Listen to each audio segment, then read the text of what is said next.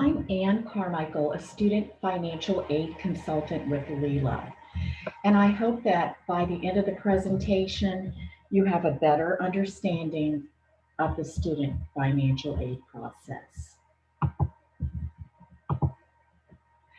Now, as I'm sure your counselor has already told you, the Louisiana Department of Education asks that the class of 2021 submit the free application for federal student aid, also known as FAFSA, as a requirement for graduation.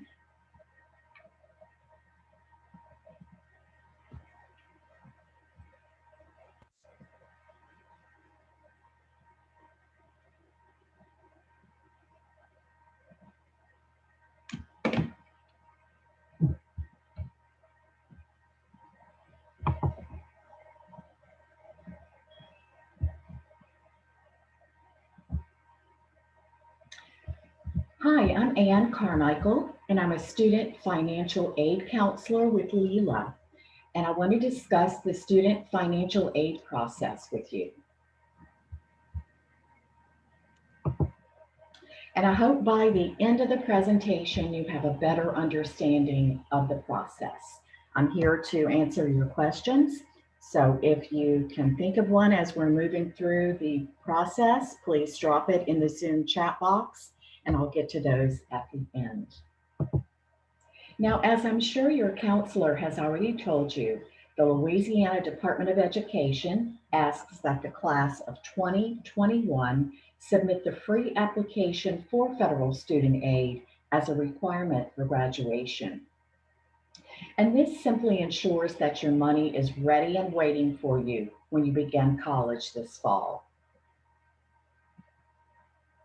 Now, because college can be expensive, you should be aware of and start preparing for the costs of pursuing your post-secondary education. And these costs include equipment, books, and supplies, like your textbooks, notebooks, a computer if you need one, personal expenses like your phone bill, money to do your laundry, fuel for your car and food purchases outside of your meal plan, room and board, which can include your dorm or an apartment if you're staying off campus, and tuition and fees such as parking, your library, technology, and athletic fees, and also your campus transportation. But the good news is that financial aid is available from the U.S. Department of Education, the state of Louisiana, your college or career school, and nonprofit and private organizations.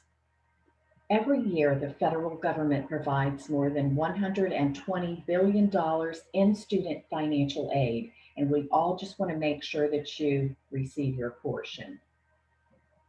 Types of federal student aid include the Federal Pell Grant, the Federal Supplemental Education Opportunity Grant, the Teacher Educational Assistance for College and Higher Education Grant, the Iraq and Afghanistan Service Grant, Federal Work Study, and direct, subsidized, unsubsidized, and PLUS loans. Now, federal student aid grants are a form of financial aid that does not have to be repaid. So when you begin to receive your financial aid offers, you never want to turn down the grant money. The federal grant family includes Pell Grants, and these are for undergraduates with financial need. FSEOGs are for undergraduates with exceptional financial need. Service grants for students of military parents who died defending the country following 9/11, and Teach grants for students pursuing a teaching career. The Federal Work Study Program provides part-time jobs to help you pay for your education expenses. So when you tell the financial aid office that you're interested in federal work study, they're going to consider you for this program. Now, this is a FAFSA question, so we encourage each of you to answer yes, you're interested in work study, because it doesn't obligate you to accept positions, but it lets them know to offer them to you. And there are many jobs on campus in the athletic department, the library, and the colleges in which you're planning to study. And your earnings are going to be paid directly to you. And those should be used to pay for your miscellaneous college expenses. And you know, this really looks great on your first professional resume. Now, let's talk just a minute about student loans. Nobody wants to have to take out student loans, but if it's the only way you can complete your undergraduate studies, it is worth the investment. But you need to know that there's a difference. There are the subsidized loans, which are based on financial need, and no interest is charged until you graduate or cease to attend. Now, with the unsubsidized loans, almost everyone is eligible for this type, regardless of financial need. But interest is beginning to accrue on this loan once it's fully dispersed and then throughout the life of the loan. So you can see that there is a big difference between direct subsidized and unsubsidized loans. And you always want to accept the subsidized loans before the unsub. And you can remember this when you start to receive your financial aid offers by telling yourself that the U in unsubsidized means that you always pay the interest on this loan. If you are offered student loans and you do need to accept a portion of them, remember only take what you need. Please remember to accept the federal student loans first because payments are not due until you graduate or cease to attend. The interest rate is fixed at a lower rate and no credit check is required. This type of loan is in the student's name. Now, the private student loans should be considered very carefully because most are going to require that payments be made while you're still in school. The interest rate is most often much higher and probably a variable rate. And they almost always require a cosigner, which means that you are going to be going to your parent or another adult and asking them to become part of that loan and repay it if you cannot do so. So be very careful and do your research before accepting a private loan. So to dispel the myth, you can see that almost everyone is eligible for some type of federal student aid. And all federal student aid and most institutional and private aid is contingent upon completion of the free application for federal student aid or the FAFSA. Now the FAFSA launched on October 1st and it does so every year. Remember, a FAFSA has to be submitted for every academic year you will be in college. Student financial aid is awarded on a first come, first served basis, so make sure you're getting your FAFSA submitted as soon as possible because we've already been told that over 1 million FAFSAs have already been submitted for this next academic year. You want to pay close attention to your FAFSA deadlines. Your colleges will have a priority financial aid deadline. The state of Louisiana, in the form of the TOPS scholarship, has a FAFSA deadline. And yes, the FAFSA does serve as the TOPS application. Federal student aid has a deadline, and your school district and counselor might also have a deadline to apply. Now begin the FAFSA process by collecting all the documents needed to complete the form. And these include the student and parents' Social Security cards, the 2019 federal income tax returns of the student and parents if they filed, W-2s because there's information on this form that might not be listed on your tax return. And then your bank statements and records of investments because you must report the balances of these accounts as of the date that you submit the FAFSA. Now begin by creating the federal student aid because it allows students and parents to identify themselves electronically when accessing all federal student aid websites, which does include the FAFSA. This ID is going to be created by you, and you will select your own username and password, and remember to only use your personal information. Now, each student and one of his parents should create an ID by visiting fsaid.ed.gov. Students, if you don't already have a personal email address, now is the time to create one. You don't want to use your school address when creating your federal student aid ID, because once you graduate from high school, you will no longer have access to that email account, and federal student aid will have no way of getting in touch with you. Also, don't share any information in your ID that could have been put perhaps in a parent's ID. Don't use a parent's mobile phone number. That's considered shared information and it can cause trouble signing the FAFSA. Remember that your FSA ID is legally binding. It's your official electronic signature, so be sure that you're recording it because you're going to use it every year that you're in college, and then keep it in a safe place. Now, if you don't have access to a computer, you can download the FAFSA mobile app, and it's called My Student Aid. You can use it to submit your FAFSA on your mobile device or your mobile phone, or you can complete the FAFSA on the web-based version at fafsa.gov. Begin the FAFSA by logging in with the student's FSA ID because the FAFSA is the student's application for federal student aid. The parent FSA ID is going to be used later in the form if he chooses to transfer his tax information from the IRS and place it directly in the FAFSA, and then it will be used again to sign the student's FAFSA. So the class of 2021 should complete the 2021-2022 FAFSA because that is the academic year that you are applying for financial aid.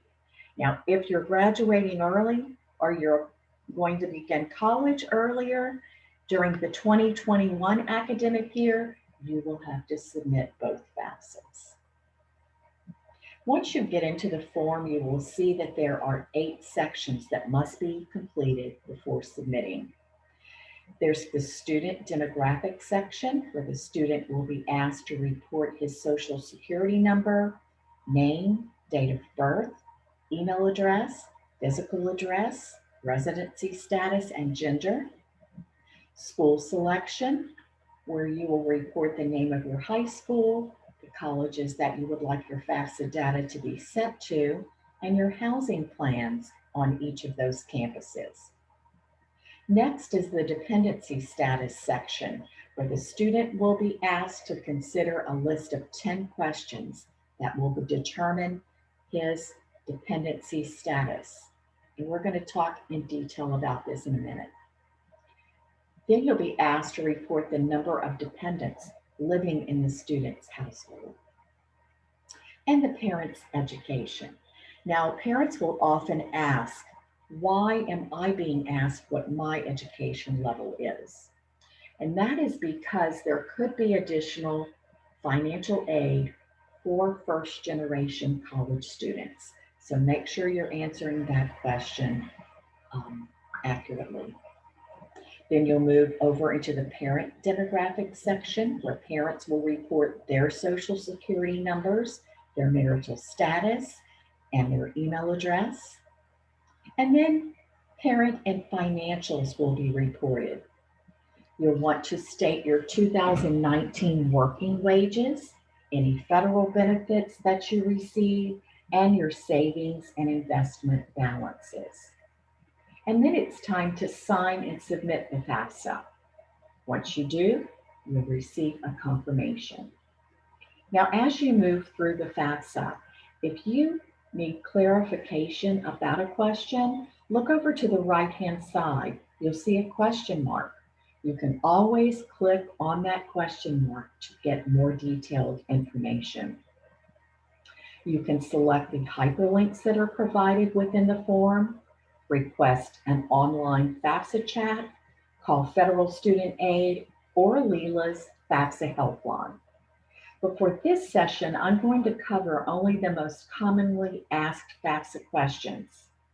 If you do have a question that about the material or something that I didn't touch on, please feel free to contact me directly. I'm going to leave my email address and phone number at the end of the presentation. A student must be a citizen or eligible non-citizen to complete a FAFSA.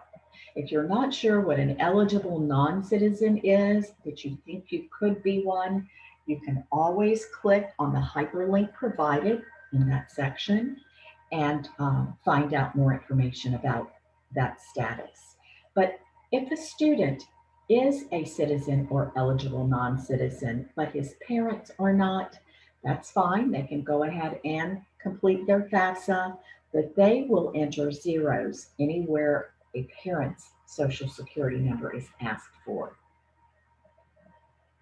Young men between the ages of 18 and 26 must be registered with Selective Service to receive federal student aid. So guys, if you haven't already done so, or you haven't turned 18 yet, you can register within the FAFSA, and once you turn 18, you will be automatically registered. Only the colleges that you list on the FAFSA in the school selection section will consider you for financial aid. So add all of the schools that you're considering, and you can add up to 10 at a time. Now, if you're planning to apply to more than 10 colleges, you'll want to follow the instructions listed in this section. To determine your dependency status, you're going to be asked to consider these 10 questions. And I'm going to give you a moment to look over them.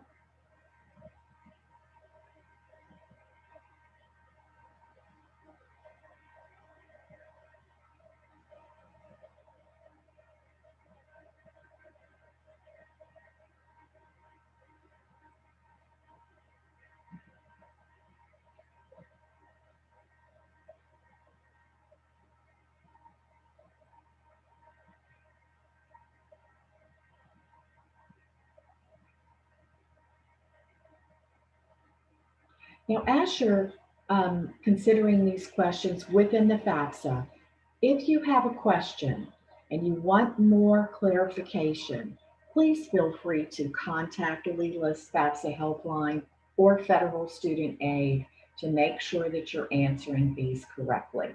Because if you can answer yes to just one of these questions and provide a legal document supporting your claim, then you're considered an independent student for FAFSA purposes, and you will not be required to provide parental information.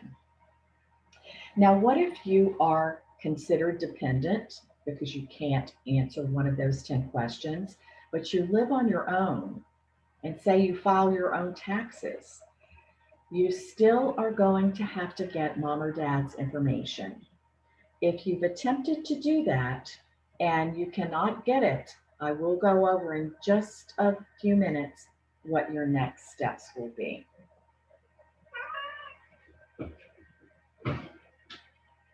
Now, one of the most commonly asked questions is, which parent do I support on FAFSA?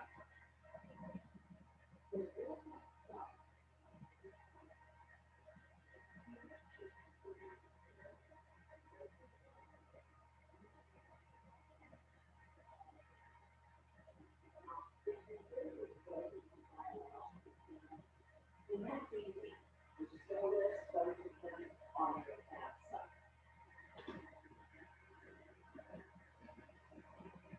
But if the parent that you lived with the longest in the past 12 months is either separated, divorced, or was never married,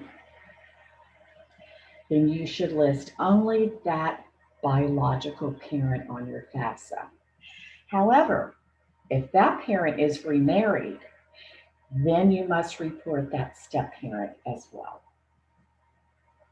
In other words, federal student aid wants to know the financial standing of the household that the student has lived in the longest in the 12 months prior to the date that the FAFSA was submitted.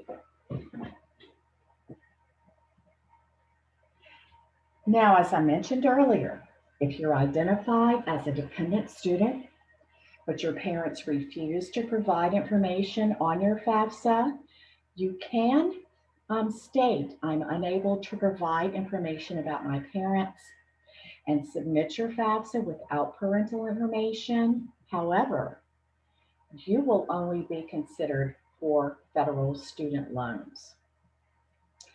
So to be able to be considered for the grants, which are the free monies, it's your responsibility to contact the College Financial Aid Office to discuss your situation, and they can help you work through this. Now, to make processing your federal student aid a lot quicker, students and parents, if they filed a tax return in 2019, should use the IRS data retrieval tool. This simply allows you to link over to the Internal Revenue System's website, grab your tax information from 2019, and drop it right into your FAFSA. Not only does this ensure that your information is correct and you don't have to go line by line with your tax return trying to figure out which line goes in which field, it's going to diminish the student's chances of being selected for verification. In other words, the college is not going to take your word for it if you manually enter your income information. They are going to ask the student and parent, if they filed, to go to the IRS site, request a tax transcript, and have it sent directly to the college.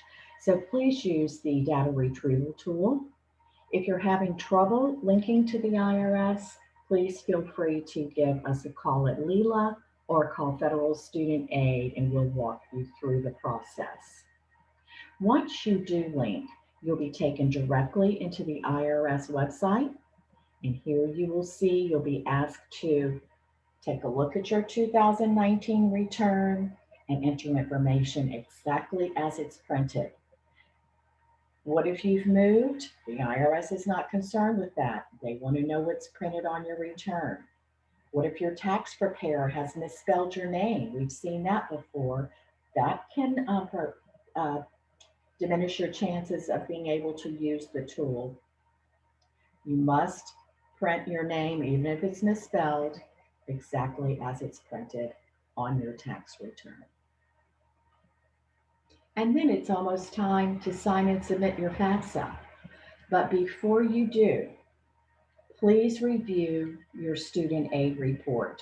This report reflects every question that you were asked and your answer to it. And a review of the report just ensures that the Financial Aid Office receives accurate information so that your aid can be processed timely. Now, the student and one of his parents will be required to sign the FAFSA, and this is where your FSA IDs come into play. The student will be asked to provide his signature, and one of his parents must sign using the FSA ID that they created. Once you do submit, you will receive a confirmation page. This is a pop-up on your screen. Although the student will receive an email telling him that his FAFSA was submitted, this is the only time you're going to get this much detail. You'll see the date and time that you submitted your FAFSA. You will be able to see the next steps that you need to take to complete the student financial aid process. You can take a look at the schools that you've listed that you want your FAFSA data to be sent to, and then you can consider your financial aid estimates.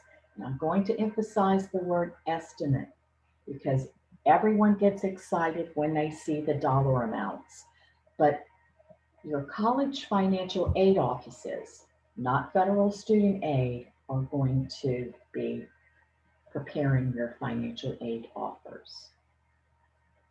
If you begin a FAFSA without completing it, or you submit a FAFSA, say without a signature, you will receive a reminder from Federal Student Aid. This will go to the student's email address, and it will remind him to update his FAFSA and go ahead and submit it. Now, mom or dad, if you're listening in, be sure that you're checking with your student to make sure that they are checking their email for communication from Federal Student Aid. What if you want to add a school, or you want to change your contact information, or maybe the college has asked you to make some changes on your FAFSA? There are several ways to do so. You can send the information in by mail. You can contact the school's financial aid office. They might be able to make the change for you. But the easiest way to go about it is to log back in to your FAFSA with your FSA ID, make your correction or addition, and sign and submit the FAFSA. It's important to remember that every time you make a change to your FAFSA, which you can, an unlimited number of times, you must sign and submit each time. Once your FAFSA is fully processed, at that time it will be shared with your colleges. Then each financial aid office will begin to identify any aid that you might be eligible to receive.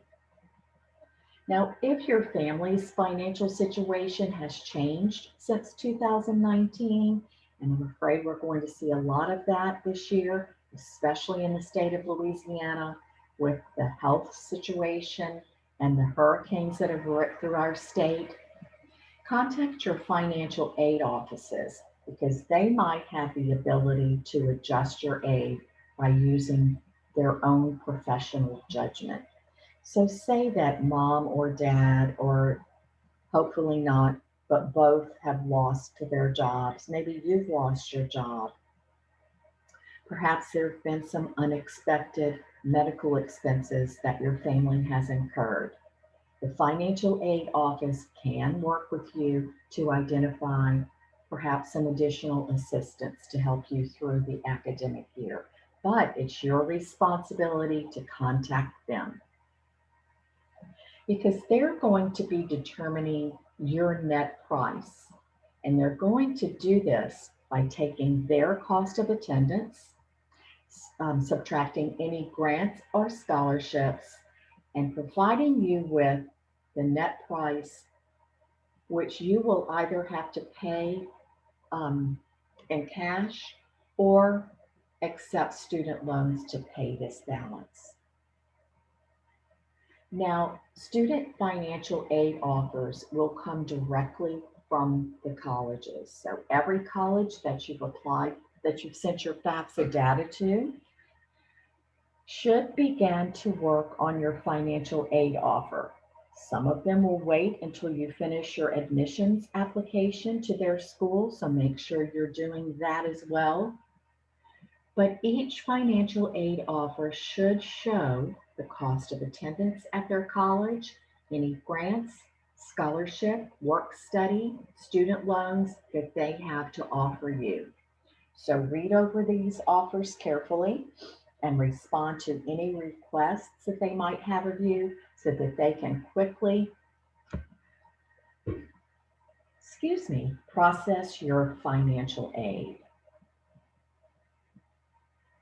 Once you do make your decision on where you're going to school, you will want to accept your aid in this order: scholarships and grants.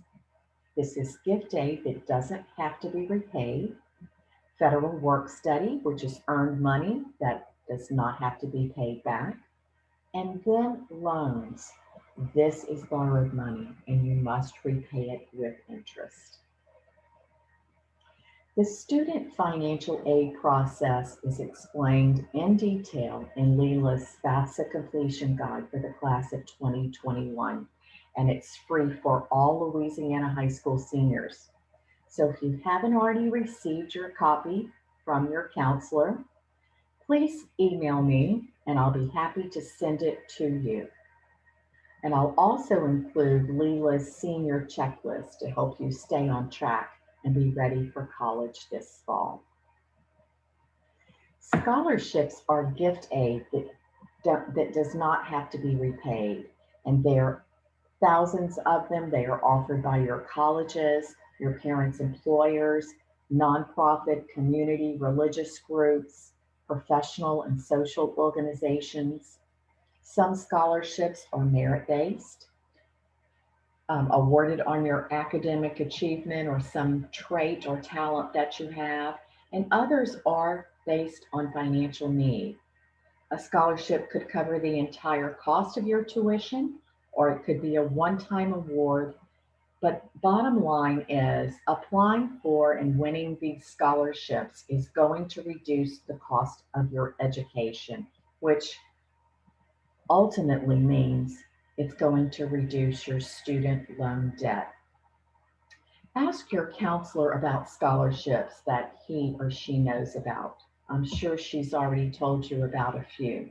And also contact your college financial aid office or your admissions recruiters. They see an awful lot of scholarships come across their desks. This year, Leela offers a $1,000 FAFSA completion scholarship for Louisiana high school seniors who have completed the FAFSA, so everyone is eligible. And once you're in college, or if you have an older sibling who's in college, then you can apply for our $1,000 Choose Louisiana scholarship if you're attending a Louisiana college.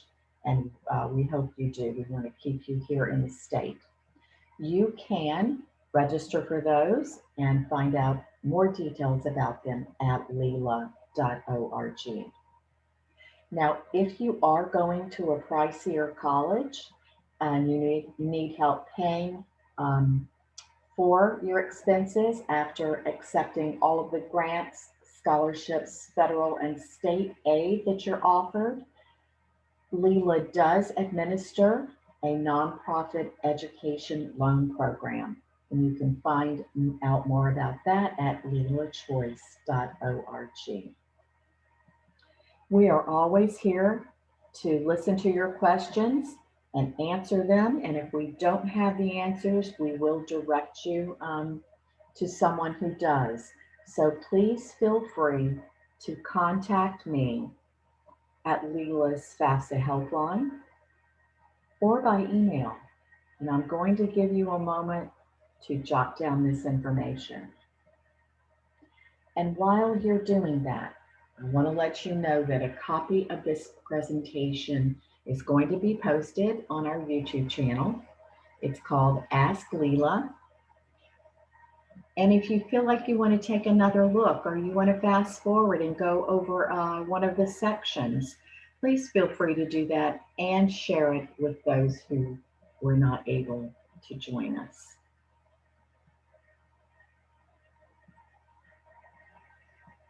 So I really appreciate it. I hope you will contact us if you need help completing your FAFSA, and I look forward to receiving your FAFSA completion scholarship application.